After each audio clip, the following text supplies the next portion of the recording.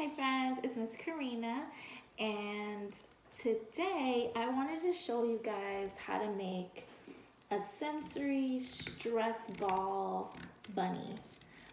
So with Easter coming around, it's really cute. I've made these with children of all ages and they all just love it. I will admit that it's not really something the kids can do on their own. It's more of like the grown-up has to do most of the work, but you can still get your child involved with customizing it. And then the end goal is to have a little thing for your child that is like a stress ball and a sensory thing that they can hold and play with. And it's really, really cool. So I'm gonna tell you guys how to make this. You need an old sock.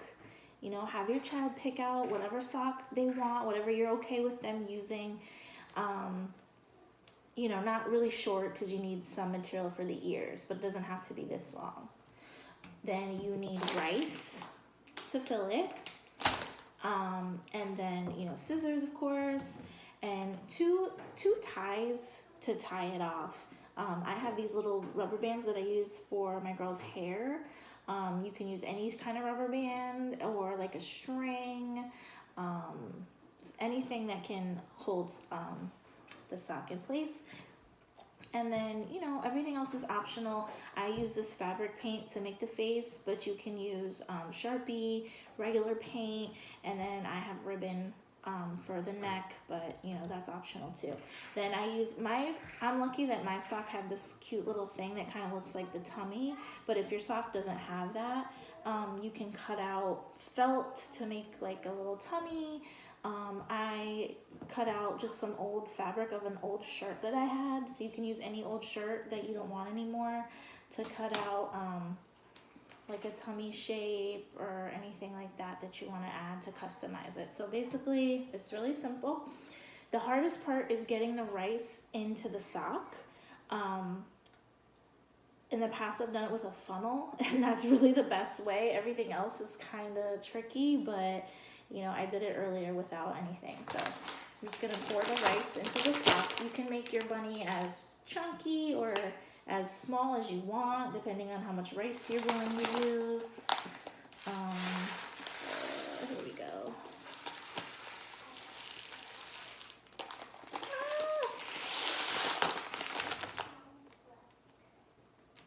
Okay, that wasn't as much as I thought it was. So just get some more rice in there.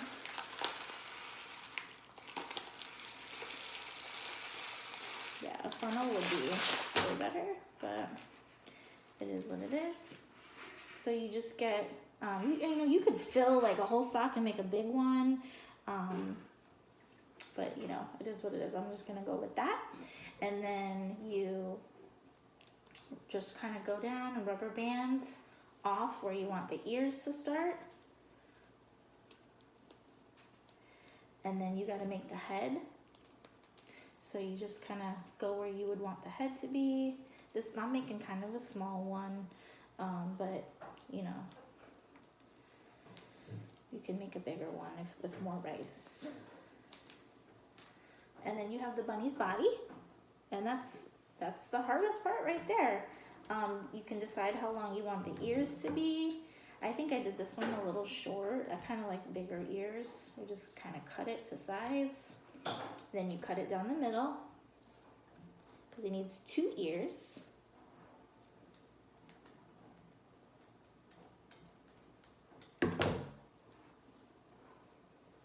And there you have your little bunny.